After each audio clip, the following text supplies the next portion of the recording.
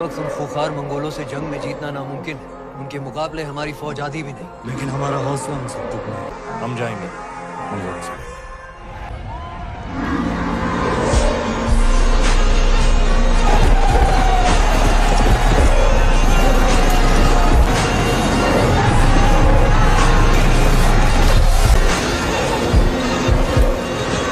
मंगोलों ने उम्मत मुस्लिमा के हुक्मरानों की गफलत और कोताहियों के सबब मुसलमानों की दुनिया भर में आबाद जमीन के आधे हिस्से को खंडर बना दिया। खौफ के इस तारीक दौर में उम्मीद और ईमान की किरण बनकर उभरा ख्वारज़म का शहजादा और चंगेज खान की राह में चट्टान बनकर खड़ा हो गया। शेर ख्वारज़म सुल्तान जलालुद्दीन वो शेरों के लश्कर का सिपहसालार था।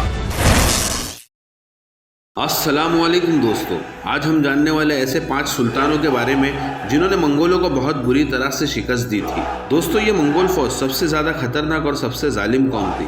दोस्तों, आपने चंगेज खान का नाम तो सुना ही होगा।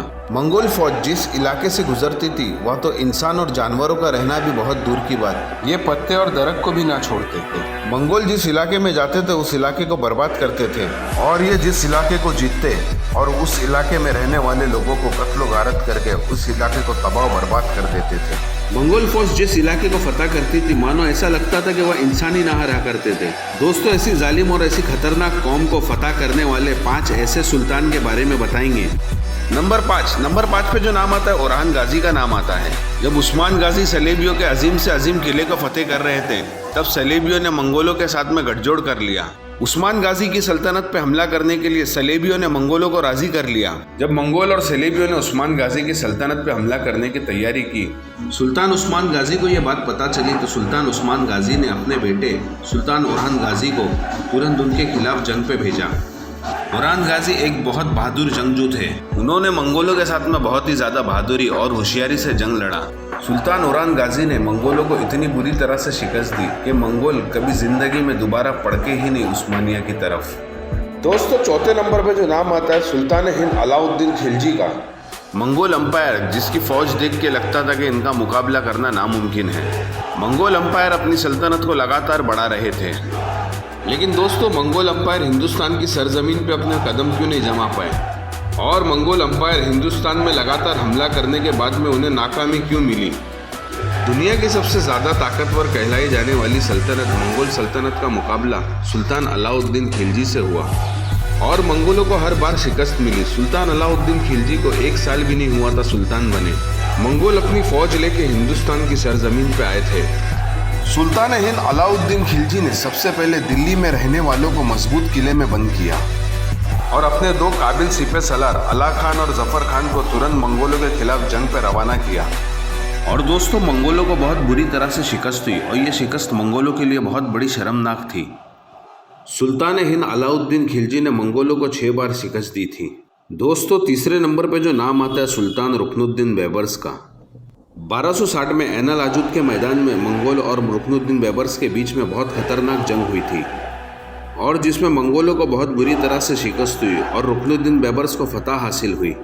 रुकनुद्दीन बैबर्स ने हर वो इलाके पर फतह किया जहां मंगोलों ने कब्जा कर लिया, जैसे कि सीरिया, फ़लस्तीन, और एक एक करके मंगोलों को बाहर खदेड़ दिया। जब हलाकू खान ने बगदाद में 10 लाख से भी ज़्यादा मुसलमानों का कत्ल किया और हलाकू खान का अगला मकसद था मक्का, मदीना और बैतुल मुक़द्दस को फतह करना, लेकिन अल्लाह ताला ने एक करिश्मा दिखा दिया। चंगेज़ खान के दूसरे पोते बरके खान ने इस्लाम कबूल कर लिया और सुल्तान बरके खान की फ़ौज के सिपाहियों ने सुल्तान बरके खान को देख के इस्लाम कबूल किया और बरके खान ने इस्लाम कबूल करने के बाद में कसम खाई कि मैं एक एक मुसलमान के खून का बदला लूँगा। बरके खान मंगोलों की बहुत बड़ी सल्तनत गोल्डन हॉट के हुक्मरान थे और फिर 1262 ईस्वी में हलाकू खान और बरके खान के बीच में खून रेजी जंग हुई और बहुत ही खतरनाक जंग हुई। बरके खान ने हलाकू खान को बहुत बुरी तरह से शिकस्त दी। तो दोस्तों, पहले नंबर पे जो नाम आता है जलालुद्दीन ख्वारिज़म शाह का।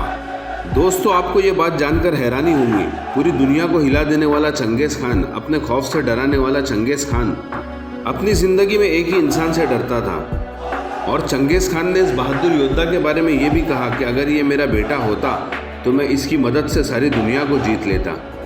और इतना ही नहीं दोस्तों, एक बात तो आप लोगों को पता नहीं होगी कि चंगेज़ खान ने हर जंग में इस बहादुर योद्धा को ख़त्म करने की कोशिश की थी लेकिन हर बार चंगेज खान नाकाम रहा। तो दोस्तों ये योद्धा कोई और नहीं ख्वारिज़म सल्तनत के सुल्तान जलालुद्दीन ख्वारिज़म शाह थे। कुछ ऐतिहासिककारों का यह भी मानना है कि सुल्तान जलालुद्दीन ख्वारिज़म अगर एक बड़ी फौज इकट्ठा करने में तैयार हो जाते तो शायद ये चंगेज खान को भी खत्म कर देते थे। सुल्तान जलालुद्दीन ख्वारिज़म ने अफगानिस्तान में 3 दिन तक के मंगोलों के खिलाफ जंग लड़ी और ये 3 दिन की जंग चलने वाली मंगोलों को बहुत बुरी तरह से शिकस्त दिए। मंगोलों के लिए यह हार उनकी जिंदगी की सबसे बुरी हार थी और इस हार ने मंगोलों के पूरे घमंड को तोड़ दिया।